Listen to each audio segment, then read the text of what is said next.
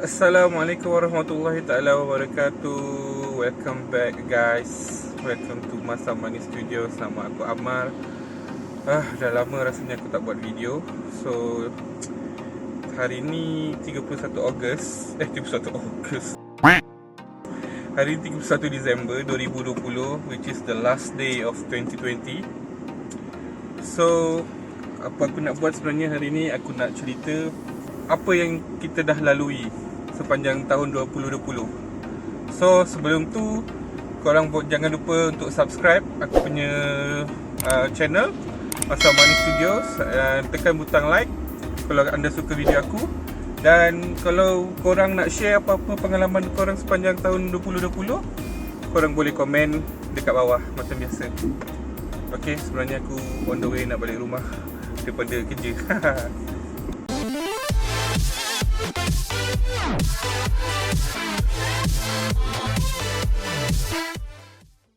Jadi kita recap tahun 2020, apa yang dah berlaku sebenarnya daripada awal tahun sampai ke hujung tahun. Aku tahu tahun ni mungkin sedikit berbeza daripada tahun sebelum ni, sebab kita kena dengan pandemik COVID-19 ni, which is very impacted my life a bit.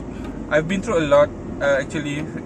Tahun 2020 ni banyak sangat cabaran, banyak sangat benda baru, tapi aku cuba untuk jalani macam biasa. And Alhamdulillah, dah sampai ke penghujungnya. Dan ini mungkin adalah video aku yang pertama untuk tahun 2021, which is aku rasa dah tertangguh around sebulan 2 bulan macam tu since aku buat video.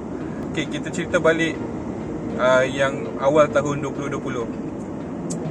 So Januari, aku rasa masa Januari 2020, it's been a good beginning. Tak ada apa banyak yang berlaku, walaupun masa tu actually dah ada pandemik, COVID-19 pun dah start. Dan aku sebenarnya tak ada travel sangat masa awal tahun. Aku tak ada pergi mana. And then macam biasa, I celebrate my birthday and everything. So yang aku rasa paling teruk adalah, aku rasa semua orang pun akan rasa benda yang sama, which is starting from the end of March. Masa tu the first wave of COVID-19 in Malaysia.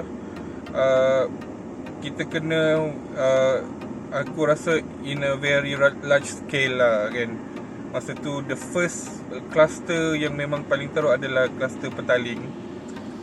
Dia dah involve a lot of the jemaah tabligh.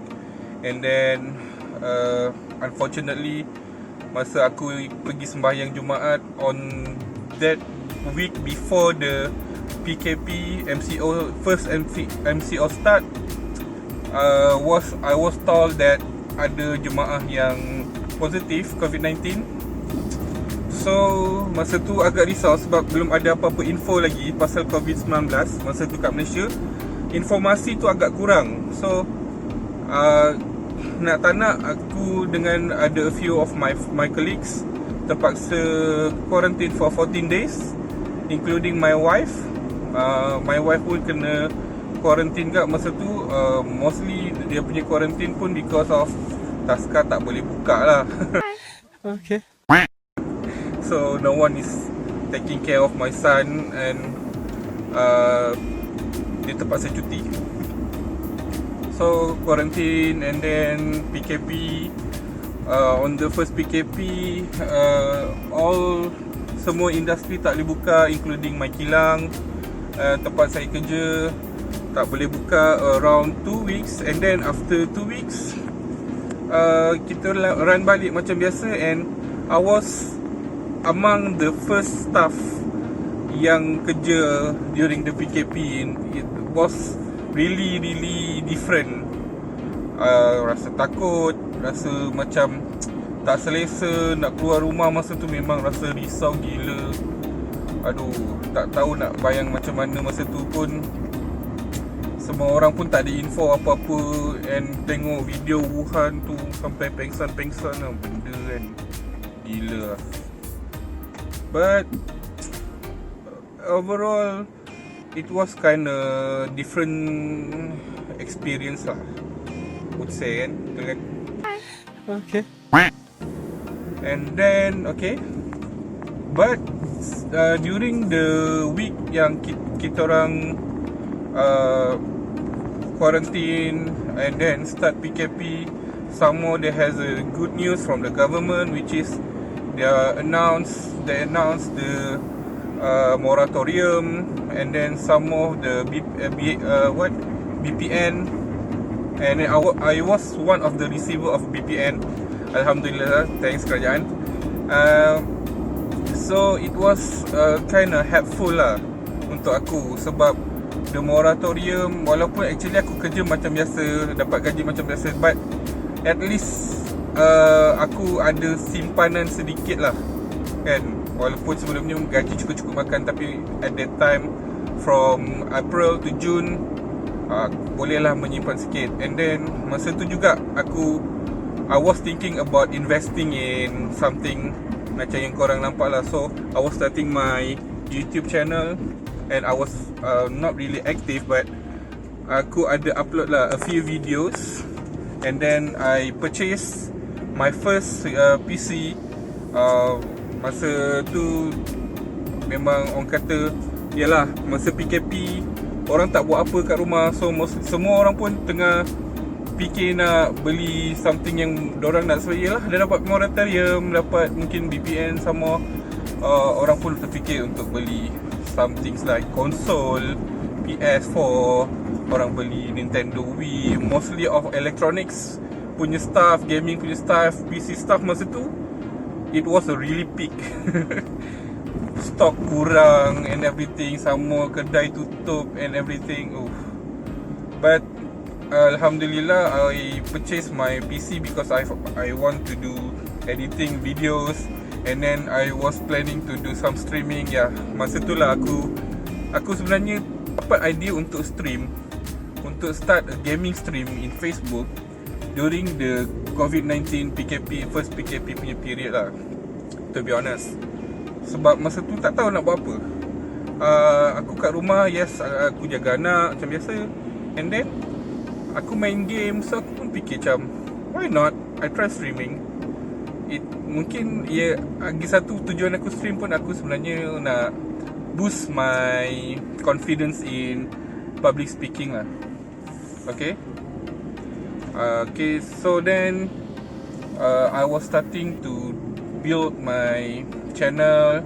I'm starting to build my Facebook gaming page. And by the way, you can follow my Facebook gaming page dekat FB, Masa Money Studios juga. So jangan lupa like dan follow. Aku stream, tapi sekarang mungkin kurang sikit lah, sebab since sekarang ni dah start kerja balik, I was kind of busy. Lagi-lagi hujung tahun. Okay, never mind, I will go through that. So after May, macam biasa, kita Jun, Hari Raya pun this year was a really difference. Kita tak boleh nak visit orang, orang pun tak boleh nak visit kita. Macam-macam benda yang baru. Pergi aku ada sempat lah, masa raya aku ada sempat visit aku punya jiran, which is tak ada ramai pun. Jiran memang confirm tak balik raya lah, masa tu memang ada sekatan kan. But aku visit jiran, tapi aku sebenarnya aku tak visit dia punya rumah. Aku cuma beraya kat depan rumah dia je. That was really different lah. And then some more we exchange orang kata exchange dishes, meals masa tu. Ya, walaupun PKP, tapi still Alhamdulillah, Hari Raya tu aku bolehlah convince my mother, my family, kita beraya kat rumah. And then kita masak lauk raya macam sambut Hari Raya, walaupun sendiri masak, sendiri makan sebenarnya. But it was kind of fun, but it was really different and a bit sad because yalah, yang tak bestnya sebab my father masa tu sempat balik ke Tawau just right before PKP start. So that's mean my mother didn't see my father quite few months. until kita orang pun sambut Hari Raya pun masing-masing lah. So my mother was staying with me and my dad was staying with my brothers in Tawau. So different. So what we can do actually is we can only video call. Soon Hari Raya, and then Julai is macam biasa still I have to work because from the period of June, July and August, kan kita punya COVID dah sedikit reda kat Malaysia before the election on September. September, from September until November was really a mess for me. So macam-macam. So masa tu memang the third wave, I think so, the third wave during the September after the PRN Sabah. So memang banyak cabaran masa tu. And then yang paling tak bestnya, bila tempat I live, where is Nilai, dah ada kes yang mendadak masa tu on the early September going to October, and then coming to the November of 2020, sadly my kilang was in one of the cluster in Seremban. It started from one of our colleagues, our staff. Dia ada gejala, and then semua dia datang kerja, and then infected most of, not mostly lah, around 30 to 30% of our staff lah. Around 111 person is infected, unfortunately including my wife. Dia was dia telah ditest positive COVID during that time. So it was really challenging for me. Aku sebenarnya nak buat video masa tu untuk aku punya experience, tapi maybe susah nak cakap, susah nak gambarkan perasaan aku masa tu. Memang aku berdepan cabaran yang berat, sangat berat lah.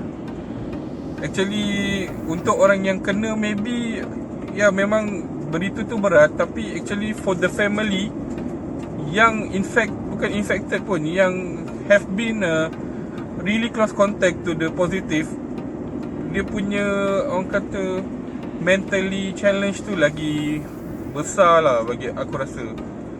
So it was really tough for us, the whole family. Aku kena swab, my wife kena swab, my 2 sons kena swab, and my mother in fact kena swab. But Alhamdulillah, me and my 2 sons and my mother was detected negative. So Alhamdulillah. Other than that, we have to not really suffer. We have to hold on through the hardness around 2 weeks after my wife sudah discharged and everything. So everything came back to normal. So it brings me to today. Alhamdulillah, we still survive on 2020. So what's gonna happen in 2021? Susah nak predict. So but I sincerely hope 2021 is gonna be much better. And some more, kita dengar vaksin is on the way to Malaysia in the early of 2021. So aku harap semua berjalan dengan lancar. Oh, banyak budak-budak main basikal. 2021 is really much better than this year 2020. Aku harap kita dah tak perlu nak ada restriction lagi. Aku harap kita boleh travel balik kampung, kita boleh pergi ke mall, kita boleh pergi pasar raya, kita boleh keluar negara, overseas, without any restriction, without have to wear those masks. But actually I prefer to have the mask all the time after this, because it's just a precautionary. Tapi aku harap memang betul-betul berdoa. Aku harapkan korang pun doakan Malaysia semakin okay, the world is healing, and everyone will be safe and sound. And everyone yang nak menjalani ibadah umrah boleh buat umrah. Orang yang nak pergi haji boleh pergi haji. And then kita boleh beraya as normal. So itu je lah. So selamat tahun baru semua. Aku doakan semua orang sihat, semua orang selamat untuk tahun 2021. So aku harap korang mulakan tahun 2021 dengan azam yang baru, dengan semangat yang baru. Dan aku doakan semoga seluruh umat manusia supaya berjaya dan mencapai impian yang korang tanam untuk tahun 2021. So itu sahaja bagi aku setakat ni. So kita akan jumpa lagi dekat next video. Jangan lupa subscribe, jangan lupa like dan jangan lupa komen video ni. So aku jumpa korang lagi next time. Bye. Assalamualaikum. Peace out.